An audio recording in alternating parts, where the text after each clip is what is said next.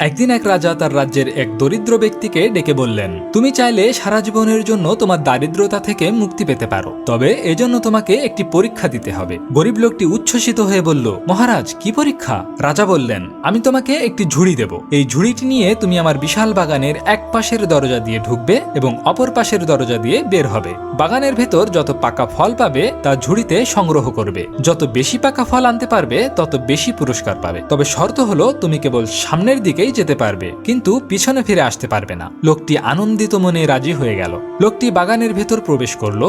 সেখানে সে দেখলো নানান জাতের সুস্বাদু ফল গাছে ফল ঝুলছে। সে ভাবলো আরো সামনে গেলে হয়তো আরো পাকা ফল পাবো। এই চিন্তায় সে সামনের দিকে চলতে থাকলো। কিছু দূর যাওয়ার পর আরো কিছু বড় ও সুন্দর ফল পেল, কিন্তু তখনও সে চিন্তা করলো, না, এর চেয়েও পাকা ফল সামনে পাবো। সে এভাবে চলতে থাকলো, কিন্তু এক পর্যায়ে সে দেখতে পেল এখন আর কোনো গাছেই ফল নেই, শুধু খালি গাছ দাঁড়িয়ে আছে। তখনই তার মনে হলো, হায়, আমি যদি আগেই কিছু পাকা ফল তুলে নিতাম, কিন্তু এখন তো আর পেছনে যাওয়ার উপায় নেই। ঠিক তেমনি দিন যেতে থাকে, শীতের পর বসন্ত আসে, কিন্তু আমরা আমাদের রবের ইবাদতে ফিরতে চাই না।